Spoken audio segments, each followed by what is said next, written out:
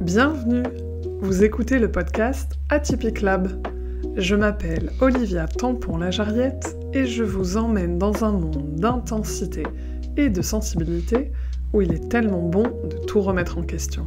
Tous les mardis, des réflexions et inspirations pour vivre en paix avec son intensité. Aujourd'hui, dans ce 13e épisode, nous allons parler des cercles de parole. Nous allons creuser pourquoi ça fait autant de bien d'aller dans ces espaces pour partager, pour écouter, et nous allons comprendre pourquoi c'est presque nécessaire dans cette période où l'on développe autant les AI, les intelligences artificielles, de justement prendre le temps de retrouver et de partager avec d'autres humains. Un cercle de parole, si vous connaissez vraiment pas du tout, c'est un espace qui peut être online ou en présentiel, qui va avoir une durée déterminée et où des personnes vont se rencontrer pour échanger, pour partager autour d'un thème et en général avec un cadre qui va être tenu par une personne qu'on appelle une facilitatrice, un facilitateur. C'est-à-dire que chaque cercle va bien sûr avoir ses propres règles, ses propres codes, son propre déroulé. Les éléments dont on va parler aujourd'hui, c'est ce qui se passe à l'intérieur de nous et entre nous quand on participe à ces cercles. D'abord, on va apprendre à être vrai et à déposer sa parole.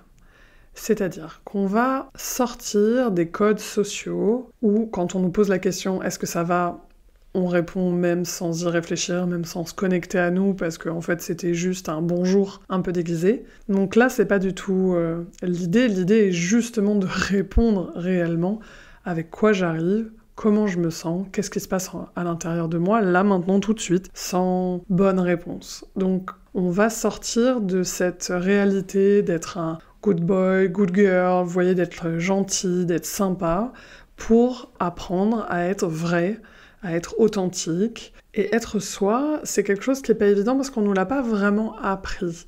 Vous avez sûrement, comme moi, décodé les normes relationnelles et notamment les codes implicites. Et on se rend compte assez vite, puisqu'il y a des émotions négatives, qu'on n'a pas le droit d'être négatif. En tout cas, de se plaindre ou de dire que c'est difficile ou que c'est douloureux ou que ça va pas ou qu'on a peur, c'est quelque chose qui va être rejeté par les autres. La preuve, j'en avais déjà parlé dans un autre épisode, on va nous dire « mais si, ça va » ou « ça va aller ». Alors qu'en fait non, là tout de suite maintenant, ça va pas. Ces cercles nous réapprennent complètement à être en connexion avec nous et à pouvoir nous déposer. C'est pas être une victime que de dire il y a des endroits qui sont douloureux, il y a des endroits qui font mal, parce que je suis humaine et j'ai des cycles, j'ai des hauts et j'ai des bas, forcément. Maintenant, je rajoute aussi que dans certains cercles, parce que ça dépend bien sûr des thématiques, etc., il y a aussi la difficulté parfois d'être soi dans la fierté, de célébrer. Je vous en reparlerai, je ferai un épisode spécifique là-dessus, sur pourquoi c'est si difficile pour les femmes et pourquoi on a tant peur du succès, de manière sociétale. Que ce soit « je suis hyper fière de moi » ou que ce soit « c'est hyper difficile en ce moment », on va devoir réapprendre à être honnête, sincère, entière. Et ça, c'est un énorme travail. Pourquoi on y arrive dans ces cercles ? Parce qu'en face de nous, la personne va écouter et ne va pas commenter. Et c'est la deuxième chose que je trouve vraiment merveilleuse dans les cercles de parole, c'est que je ne vais pas être commentée, je ne vais pas être interrompue, et ça, c'est fabuleux. Bien sûr, il peut y avoir des réactions émotionnelles en face de moi quand je partage, mais c'est bien pour ça qu'on dit « je dépose ». C'est dans le cercle, c'est le groupe, de manière collective, qui va réussir à porter cette parole. Ça veut dire qu'en face, je vais apprendre à écouter. Terminé, on n'a pas le droit d'être sauveur. Je dis on n'a pas le droit parce que de toute façon, il n'y a pas la place. Ou d'être bourreau. Et oui, quand on est face à la détresse, la tristesse, vous savez, ces émotions qui, encore une fois, sont inconfortables, la colère ou le désespoir, non, je vais pas sauver, je vais pas aider, je vais pas répondre ou trouver une solution. Même si dans ma vie ou dans mon boulot, je suis hyper douée pour ça, là, c'est pas le moment. Là, je vais rester à l'intérieur de moi, je vais respirer, je vais écouter l'autre, vraiment, avec une ouverture, en empathie, je vais essayer de me relier, avec compassion ou non. Je m'explique.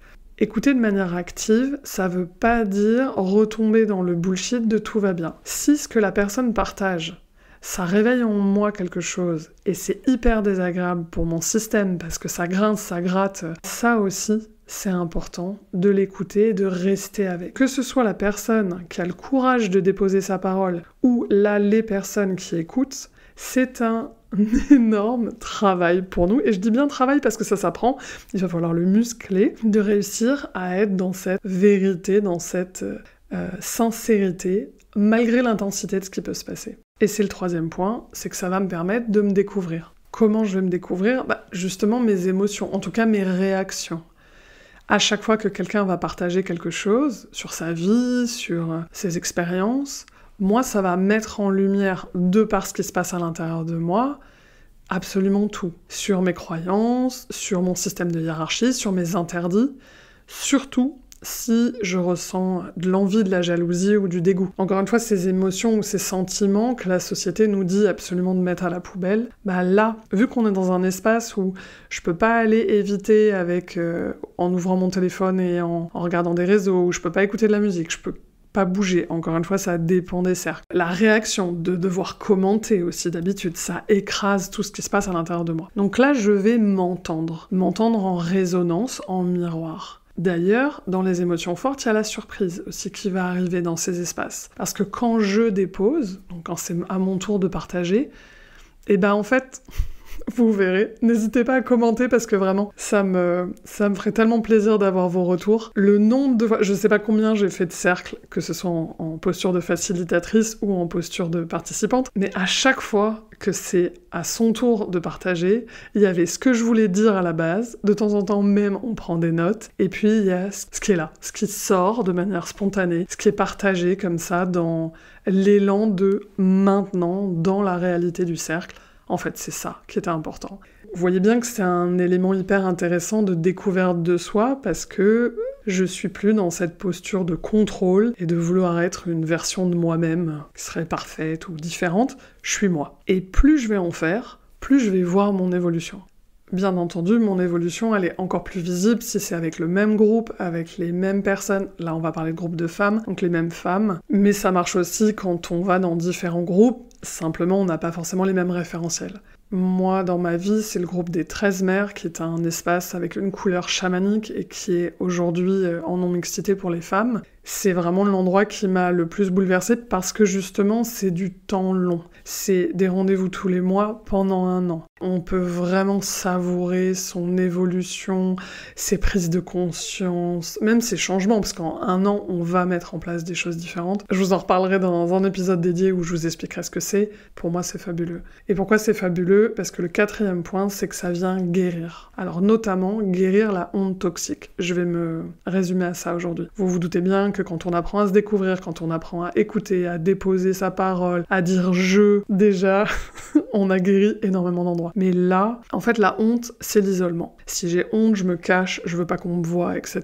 Alors que là, non seulement je suis là pour ça, je suis là pour partager, mais je vais trouver les mots. Je vais laisser couler les larmes, je vais laisser sortir la colère, tout ce qui est en moi va pouvoir être exprimé. Et notamment mon critique intérieur. Je sais pas si vous vous rappelez, si vous êtes à peu près de ma génération, il y avait une publicité à l'époque où on voyait 2 copines dans un café et il y en avait une qui disait des horreurs à l'autre pendant que l'autre était toute calme et l'écoutait. Et c'était vraiment quasiment que des insultes et des dénigrements, etc. Et puis ça faisait réagir les personnes autour qui disaient « mais vous pouvez pas lui dire ça, c'est horrible, etc. » Et bien sûr la pub terminait en disant mais c'est pas elle, c'était pas sa copine qui lui disait, c'était sa voix intérieure, son critique qui lui avait dit ça, la personne avait écrit et l'autre lui répétait ces mots. Le jeu du miroir, de s'entendre dire ce qu'on ressent, ce qu'on pense vraiment à l'intérieur de nous, et en face, c'est pour ça qu'il y a cette guérison, c'est que je suis écoutée, je suis entendue, je suis vue, je suis reconnue, et je vais réussir à apaiser mon système, c'est-à-dire que je suis plus dans le rejet de cette critique intérieure, je l'exprime, mais je l'exprime dans un cadre qui me permet d'être acceptée, d'être accueillie. Et ça, c'est vraiment merveilleux. Et c'est ça le dernier point, c'est l'importance d'appartenir. L'être humain est un être de tribu. Nous avons besoin d'appartenir. C'est encore plus vrai quand on est dans des espaces en non-mixité, parce qu'en fait, on va partager une réalité qui en général est basée un peu sur de la souffrance, alors que ce soit que vous soyez une personne racisée, des causes féministes, ou alors que ce soit par rapport à des thématiques de maladie ou d'addiction, peu importe. En fait, je suis avec d'autres êtres humains qui sont un peu cabossés, mais qui avancent, Et cet espace me permet de m'entraîner à être entièrement moi. Puisque c'est un endroit sécurisant et permetteur, je peux tester, oser, être vraiment, augmenter le pourcentage de ma vérité. Et après, dans le quotidien, continuer à augmenter ce pourcentage de manière un peu plus diffuse. Et c'est pour ça que je vous disais qu'à l'heure des AI, qui nous disent exactement ce qu'on veut entendre, comment on le veut entendre, etc., c'est absolument nécessaire. Pour moi, c'est vraiment essentiel de se relier et de se connecter à d'autres humains. On va pas être dans cette validation narcissique, de surconnexion aux fantasmes qu'on voit sur les réseaux sociaux de notre version parfaite, idéale de soi. Non, là je suis dans une réalité qui est brute, qui est en anglais fucking messy, mais qui est là, c'est un peu le bordel.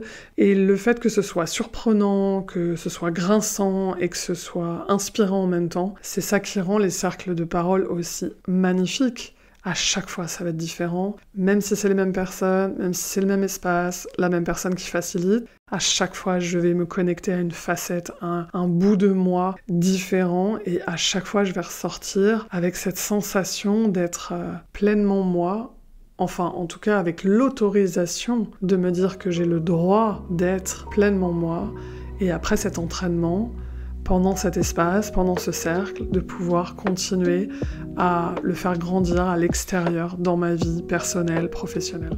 Et d'arriver à faire ça, ça apaise tellement notre système intérieur. C'est vraiment délicieux, c'est très apaisant, ça ramène du calme et on dort beaucoup mieux. Merci pour votre écoute. N'hésitez pas à partager avec toutes les personnes atypiques qui veulent être le plus authentiques possible, celles qui aiment déjà les cercles ou les personnes qui doutent. Je vous souhaite une très belle semaine et je vous dis à bientôt dans un de mes cercles ou à mardi prochain sur Atypique Lab. Au revoir!